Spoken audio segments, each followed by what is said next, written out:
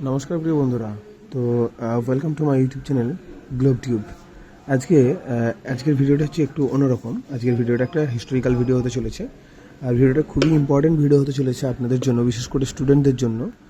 তো আপনার ঘরে যদি কোনো স্টুডেন্ট থাকে, আপনার ছেলে হোক, ভাই হোক, বন্ধু হোক, কিংবা আপনিও যদি একজন স্টুডেন্ট হয়ে থাকেন, তাহলে অবশ্যই ভিডিওটি আপনার জন্য অত্যন্ত গুরুত্বপূর্ণ এবং অত্যন্ত প্রয়োজনীয় হতে চলেছে।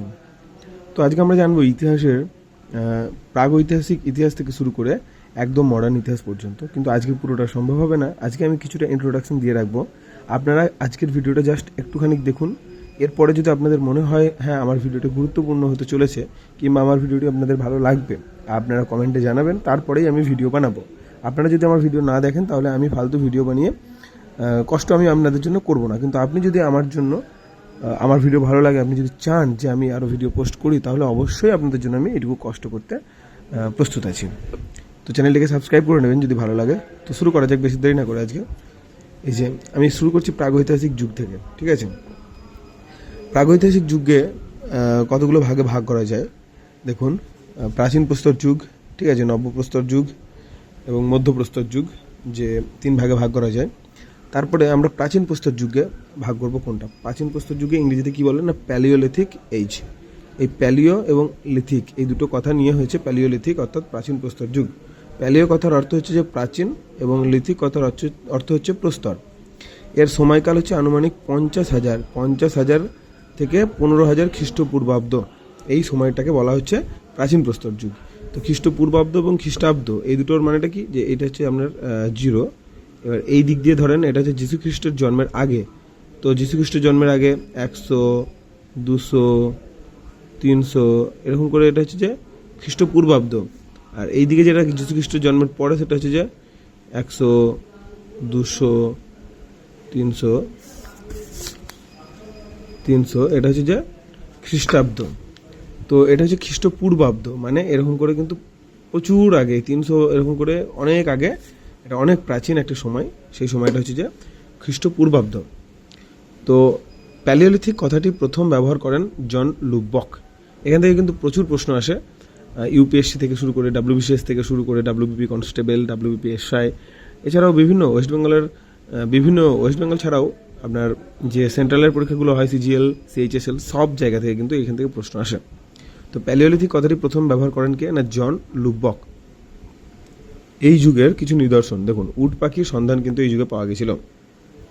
তো উট পাখি কিন্তু তখন থেকে পাওয়া গেছে। তাহলে হোমোসেপিয়েন্স, যেটা আধুনিক মানবের উদ্ভব, মানে আধুনিক মানব যে ওখান থেকেই এই সময় থেকেই কিন্তু আধুনিক মানবের উদ্ভব ঘটেছিল হোমোসেপিয়েন্সের এই যুগের শেষের দিক দিয়ে, ঠিক আছে? 3টি ভাগ প্রথমে বলে রেখেছি, যে প্রাচীন প্রস্তর যুগে 3 ভাগে ভাগ করা যায়। 1 হচ্ছে নিম্ন প্রস্তর যুগ, 2 হচ্ছে মধ্যপ্রস্তর যুগ, 3 হচ্ছে উচ্চ প্রস্তর যুগ। তো আপনারা কিন্তু এগুলো নোটস করে রাখতে পারেন, অথবা আজকে আপনারা যদি না চান নোটস করতে, আপনারা আজকে নোটস করার কোনো প্রয়োজন নেই আপনাদের।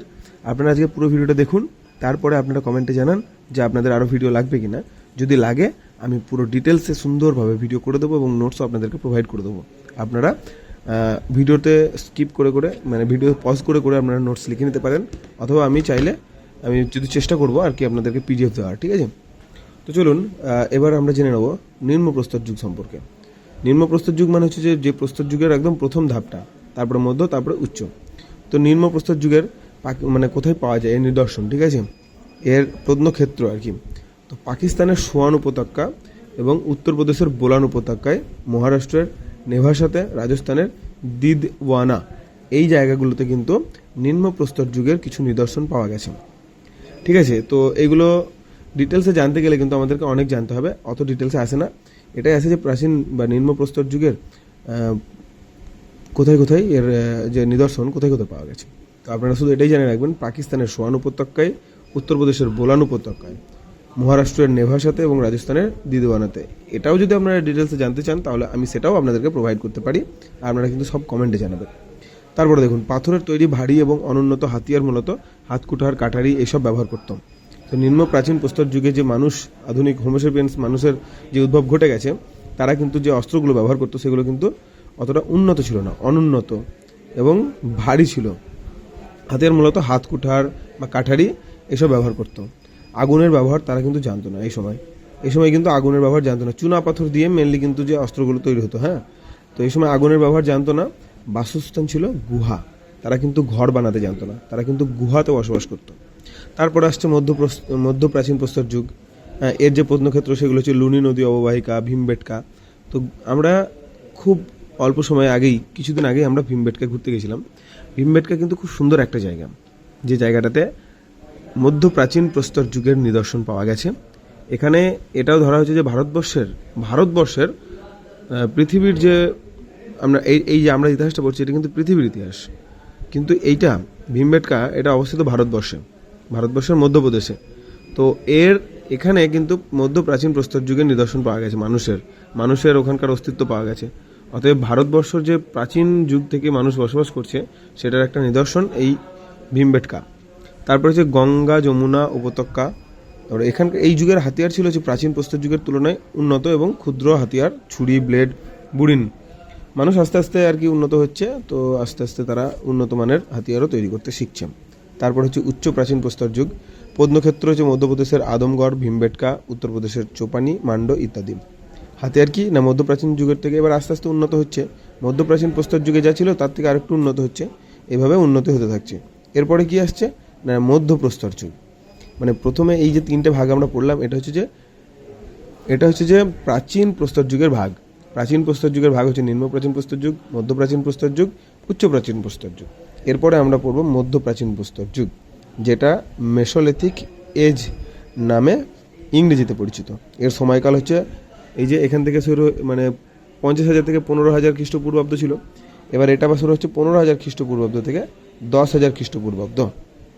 তো আজকের ভিডিওটি কিন্তু এই পর্যন্তই, আজকে বেশি বাড়ালাম না, আজকে জাস্ট ইন্ট্রোডাকশন দিলাম আমার ভিডিও কীরকম হতে চলেছে।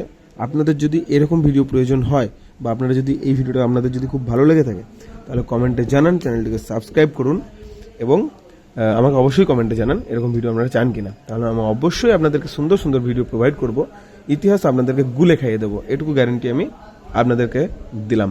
তো চলুন, চ্যানেলটিকে কিন্তু সাবস্ক্রাইব করতে ভুলবেন না।